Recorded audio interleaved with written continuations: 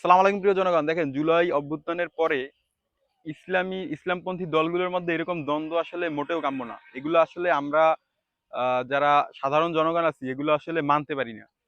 আমরা কি আমি হইছি এমন একজন ব্যক্তি, আমি ইকে জুলাই অভ্যুত্থানকে মনে প্রাণে ধারণ করি। জুলাই অভ্যুত্থানকে মনে প্রাণে ধারণ করি এবং জুলাই অভ্যুত্থানের আগে দেখবেন যে ইসলামপন্থী যত মানুষের উপর এই শেখ হাসিনা, স্বৈরাচারী শেখ হাসিনা জুলুম করছে, আয়নাগর, গুম, খুন, হত্যা, মানে বিচার বহির্ভূত হত্যা, সব ম্যাক্সিমাম অলমোস্ট সবগুলোই কিন্তু ইসলামপন্থী আহ ভাইদের উপর করছে এবং ইসলামিক যারা দল তাদের উপর এগুলো করছে।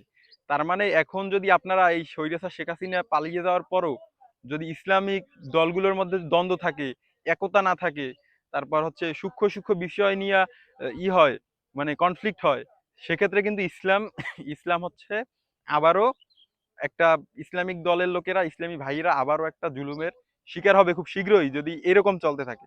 আর দেখেন, জুলাই পরবর্তী সময়ে তো আমরা ইসলামটাকে দেখতে চাইছি বাংলাদেশে একদম একদম সুন্দর মতো, বা ইসলামের উপর কোনো আঘাত আসবে না, কিন্তু এই যে ইন্টারিম গভর্নমেন্টের ভিতরে যে অন্তর্বর্তী সরকারের যে নারী বিষয়ক সংস্কার কমিশন করলো, এরা যে এগুলো আর কি উপস্থাপন করলো, এগুলো আপনারা পড়ে দেখছেন? এগুলো আমি এটা পড়ে দেখছি, আমি তো দেখি আমার মাথা মতো হ্যাং মারছে।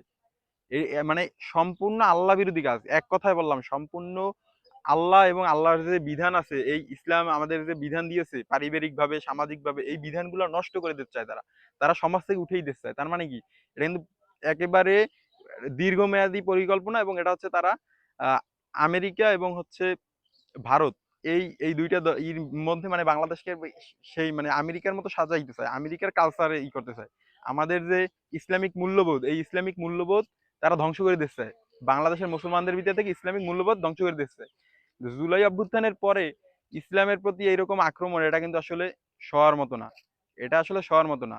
এই যে নারী বিষয়, নারী যে নারীবাদী যারা বলে, এটা কি আসলে নারীবাদী? এটা তো আসলে নারী বিদ্বেষী।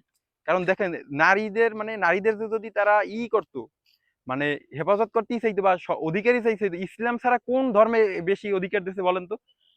মানুষ সৃষ্টি কোন এত বেশি অধিকার দিছে? এটা সম্পূর্ণ ভণ্ডামি, আর এদের মধ্যে ইসলাম বিদ্বেষের বীজ।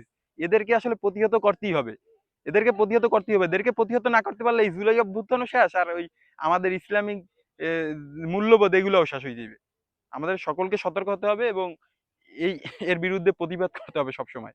আর ইন্টারিম গভর্নমেন্ট ওই ডক্টর ইউনূসকে বল, আপনি জনগণের পাস বুঝে তারপর কাজ করবেন, জনগণের পাস বুঝে, জনগণ বিরোধী কোনো কাজ করবেন না। আর ইসলাম বিরোধী তো নয়।